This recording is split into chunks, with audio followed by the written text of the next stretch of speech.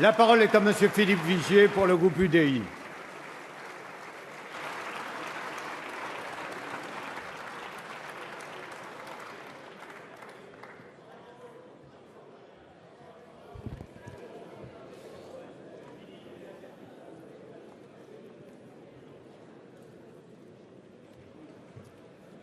Monsieur le Président, Monsieur le Premier ministre, Jean, Stéphane, Bernard, Philippe, Georges, oncle Bernard, Mustapha, Elsa, Michel, Frédéric, Ahmed, Franck, Clarissa, Yoav, Philippe, Johan, François Michel.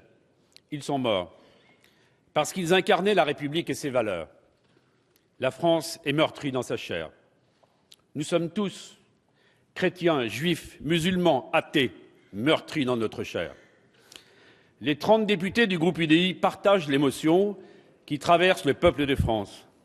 À titre personnel, je vais vous faire partager mon émotion face à l'horreur que j'ai déjà vécue jeune interne au Val-de-Grâce lors de l'attentat de la rue de Rennes en 1985. La France vient de connaître les heures parmi les plus sombres de son histoire, avec des attentats d'une barbarie inouïe qui visaient à détruire ce qui nous rassemble. Ces terroristes ont lâchement tué les journalistes de Charlie Hebdo car ils étaient des combattants de la liberté, des libertés d'expression qui n'acceptaient pas d'être muselés. Ces terroristes ont abattu de manière ignoble ces policiers qui se mettaient en travers de leur chemin et qui incarnaient l'autorité de l'État.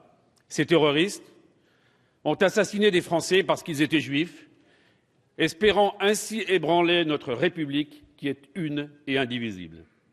Ils ont ainsi déclaré la guerre aux liens qui nous unissent, au-delà de nos différences d'origine, de milieu social, de croyances ou d'opinion politique. Ils pensaient, nous les héritiers de Voltaire et des Lumières, nous diviser. Ils nous ont rassemblés. Ils ont été traqués et châtiés par les forces de l'ordre, qui ont accompli un travail exemplaire. Ils ont réveillé la France éternelle et fraternelle, celle de millions de Françaises et de Français, qui se sont levés pour dire « Nous continuerons à vivre libres », celle de Lassana Bathily, ce jeune Français de confession musulmane, qui, au péril de sa vie, a sauvé ses frères juifs lors de la prise d'otage de la porte de Vincennes. Cette vague d'émotions a parcouru la France, l'Europe et le monde entier.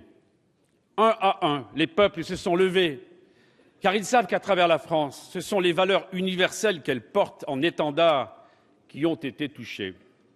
Dimanche, à Paris, le monde entier s'est rassemblé dans un moment de fraternité universelle. Européens, Africains, Israéliens, Palestiniens, ils étaient tous là. Dans cette guerre contre l'islam radical et son idéologie meurtrière, notre détermination doit être à la hauteur de la radicalité de notre ennemi. Lorsque la République est attaquée, la réponse ne peut être que plus de République pour que vive le sursaut fraternel du 11 janvier 2015 et plus d'Europe pour combattre ensemble le défi terroriste qui menace les peuples. Il n'y aurait pire réflexe que le repli sur soi, l'amalgame, l'engrenage et l'intolérance. Cette haine qui grandit au sein de notre République est le fruit de l'intégrisme, du rejet de la différence, de l'exclusion, de la misère et parfois de certaines désespérances qui peuvent nourrir la tentation du fanatisme. Elle peut grandir dans nos quartiers, dans nos villages, dans nos écoles, dans nos prisons, lorsque la République abandonne et que la laïcité cède devant les communautarismes. C'est pourquoi notre école doit être au cœur du vivre ensemble. La République doit être implacable face à ses ennemis qui agissent sur son sol ou qu'ils se trouvent à des milliers de kilomètres. Vous avez évoqué des failles, Monsieur le Premier ministre. Nous devrons nous poser toutes les questions et y apporter toutes les réponses, sans angélisme ni querelle politicienne dans ce moment d'unité.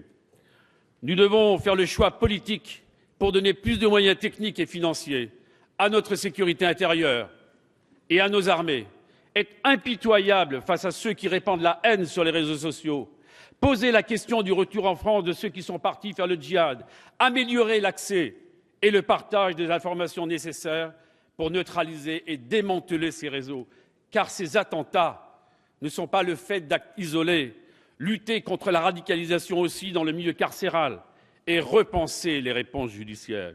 Enfin, s'il est indispensable de renforcer les outils pour tarir les financements de ces organisations terroristes, nous sommes également persuadés qu'il est absolument vital de favoriser les grands projets de développement pour permettre au progrès économique, social et écologique d'irriguer les parties du monde dans lesquelles le fondamentalisme peut prospérer sur la misère. La réponse, Monsieur le Premier ministre, elle doit être française, elle doit être européenne, elle doit être mondiale. Monsieur le Premier ministre, nous tenons à saluer l'attitude du Président de la République, votre attitude, celle du ministre de l'Intérieur et de l'ensemble du gouvernement face à ces attentats.